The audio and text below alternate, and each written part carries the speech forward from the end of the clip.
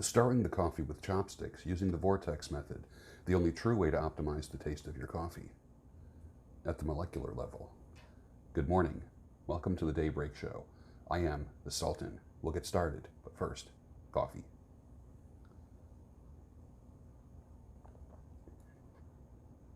So perfect. Made kind of a latte today with just a touch of honey. Just put like a chopstick in the honey jar. Put that in the milk and then frothed it up. Added that to a hot cup first. The cup, literally the cup, was filled with hot water first.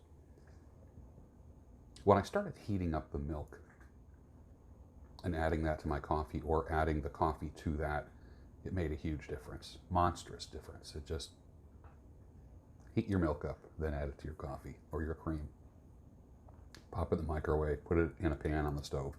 It'll make a huge difference. You'll just love your 1 cup in the morning.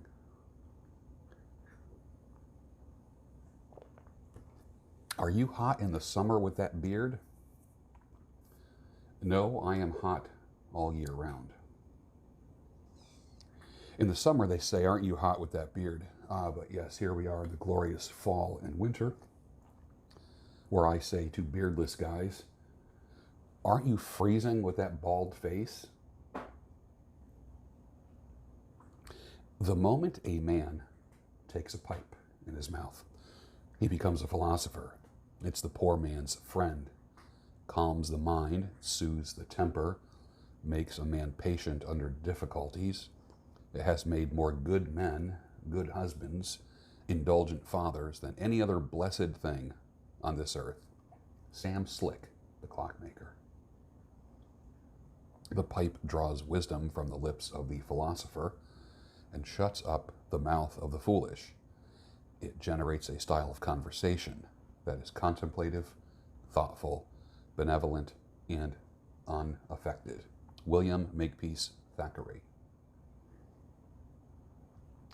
Oh, but it's all right. Once you get past the pain, you'll learn to find your love again. So keep your heart open, because love will find a way. Pablo Cruz, 1978. When you start a business, number one, be prepared in advance for rejection. The first time someone tells you no or they're not interested, it will blow you away. So that is why I always said door-to-door sales is a great way to start. Here we go with the sneeze thing again. It's that time of year where I have like a drippy nose from like November to March. Door-to-door sales is great because you learn really quick, that the word no is not going to kill you, and that you have to wipe the disappointment off your face before you get to the next house. I grew up going door to door, selling, hearing no thanks, having doors closed in my face, selling everything from stuff for band to the football team to Boy Scouts to selling myself for raking leaves, shoveling snow, cleaning up yards, things like that, doing errands. So I always went door to door. Number two, successful people do what unsuccessful people are unwilling to do. They need to go into business believing that they are in the reorder business. The reorder business. Sure, in the hair business, it's great when people sit in the chair and get a haircut, a beard trim, a straight razor shave. But success happens when they book again and again and again. I was talking with a friend the other day about people making appointments. One of the things that an appointment-oriented person can do, for instance, in the hair industry, I thrive on appointments. One of the best things you can do before the person leaves is open up your calendar and say, okay, I'll see you again in 5 weeks. How does Thursday at 3 sound? That type of thing. Rather than just waiting for them. You can literally increase your business by 1/3 by booking on the spot. Take full control and full responsibility of the business that comes to you, no matter what your business is. Your business comes from the reorder and rebooking. People not just buying once, but people always buying from you and utilizing your services or your product. Keep that in mind. My first documentary was shot about a year ago, and here I was in my late 50s shooting my first documentary, all shot and edited on my phone. It was People of the Pen. It was about fountain pens. Did you see it? Go back in my videos and watch it if you haven't. My second documentary was called The Collectors, and that was almost like part 2 of People of the Pen. You will like it. You will like it.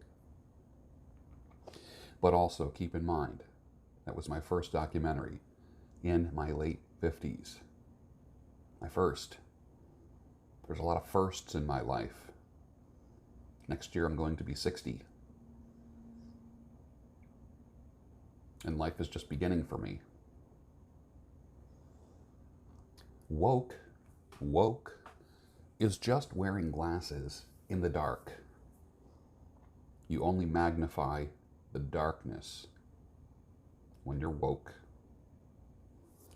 Somebody needs to turn on the light for these people. It might as well be me.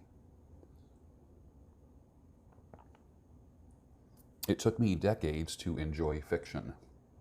Now I'm catching up. I'm reading a 100-year-old book. Go ahead, read it. It creates a movie in your head. And when you read fiction, think about this. I grew up reading fiction, loved fiction. And even as a kid, and I'm talking as a child, as young as 8 years old, I read Acres of Diamonds, Think and Grow Rich, The Power of Positive Thinking, things like that as a young boy and all through my teenage years. In reading out loud, literally reading out loud. I had a reel-to-reel tape recorder and a microphone, and I would read the book into the microphone as young as 8 years old. I have my voice somewhere on a reel at 8 years old, pretending like I was a DJ and reading. I've been doing this a long time, and I know my voice really well, and I know other people's voices. There's people that say, I don't like the sound of my voice. I can probably help you with that.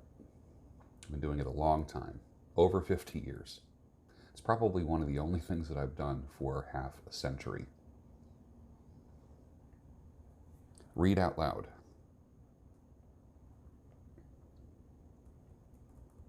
The book that I read last night, let me just read a little bit to you.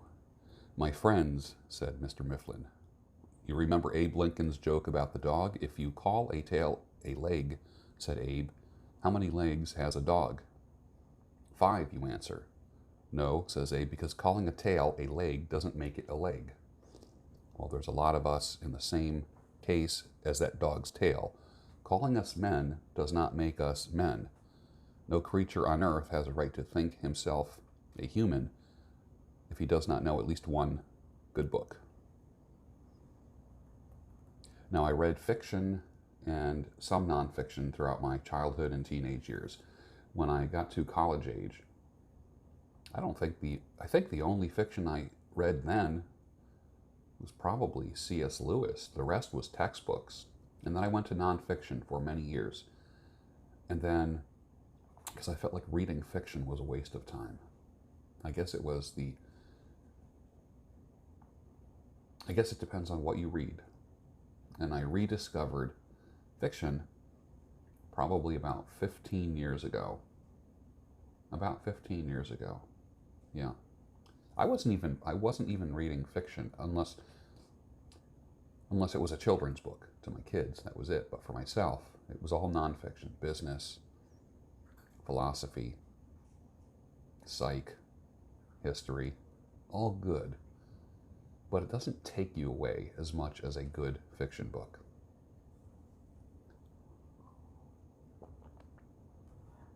And I went from wanting to be informed all the time to being carried away and entertained. And like I said, it's like TV in your head.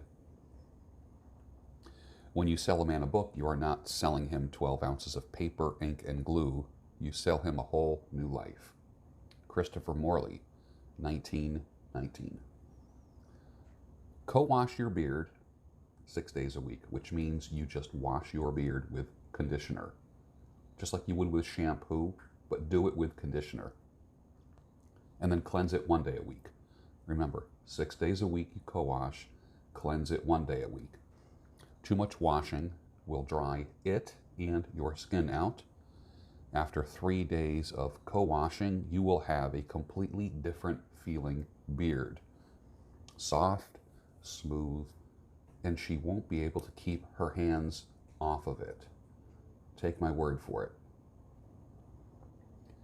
When I was 20, people said to me, "You are such an old soul." Now the body has caught up with the soul, and the outside matches the inside. I can't explain it, but I love being older.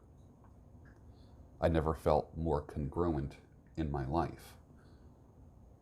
An old soul with hustle is absolutely unbeatable because nothing has to get done now. The things that require patience, I'm very, very patient in everything, with people, with projects, and I'm more calm than I've ever been in my entire life.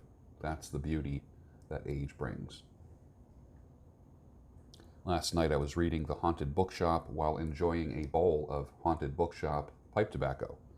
A perfectly relaxing cold Monday night after a long day at work. It was actually quite nice.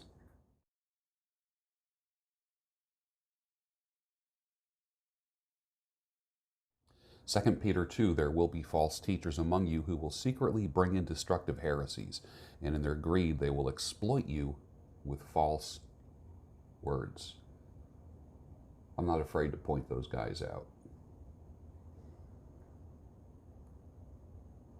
The phrase significant other was created, it's a sociological term, but we have kind of appropriated it in the past 10 years in the woke world. It's created to, now used for people to not offend a very small demographic, because we don't say husband and wife or girlfriend and boyfriend. We say significant other. Many people do. I even remember when the Sleep Number bed company, I won't say their name, in their commercials, they said they were talking about you can have one number, one level of firmness, and your spouse can have the other, have another level. And then in their commercials, they actually said sleep partner once, and I thought, wait, they went from spouse to sleep partner. Interesting. A sleep partner. Is that kind of like a buddy? Is that what that is? Make spouses great again. And stop walking on eggshells about what you call your significant other. Stop it. It's just thrilling to be called an other, isn't it? Excuse me, this is, I'd like to introduce you to my significant other. There's actually people that talk like that. God. Oof. Reject it. Reject it. Don't let a small demographic, don't work to please a small demographic.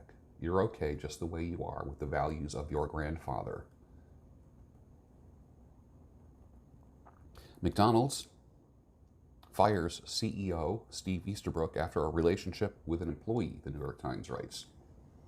My question is this: who did Mr. Easterbrook have a sexual affair with? Was it male or female? And was it a minor? And what is the rest of the story? It was a very long article that left out some things. And what they're telling me by omitting those things, actually they're telling me more by omitting those things. I would just like to see it confirmed. That's not reporting. That's shaping perceptions. Somebody is being hidden, protected, or an issue is being hidden or protected. Most of us only think that people who agree with us are cool. When was the last time you thought someone was cool, regardless of whether you agree with them or not? That's next level stuff.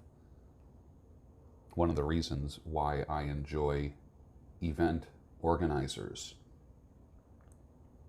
Try putting 20 or 25 strong personalities and egos on the same stage in a weekend or week at a conference. That's a big deal. What's up, bro? Not much, brother. How you doing, bro? Oh, pretty good, brother. That's good, bro. Good to see you, brother. Yeah, you too, bro. I've never been into the bro and brother talk. Just no particular reason. I just haven't been into that. If you are truly Logos, and Logos is rising in your life, how will that affect your vote? God did not make an enemy for man regarding women. He didn't make an enemy. He made a helpmate, a companion, a way for man to not be lonely. Men, don't go your own way. Go God's way. Men going God's way. That's the true order of things. Anything else will lead you astray. It is not good for man to be alone for long term. You do need space. You do need to learn to be alone and enjoy solitude, because many things will come to you during your periods of solitude. But anything that teaches you anything else about women, men, let me tell you this, is leading you astray. Your negative experiences with women, or what other experts say, should not affect you. Should not affect you. It's leading you astray. Finish your coffee, and I will see you tomorrow on the Daybreak Show, the home of sanity, clarity, and reason.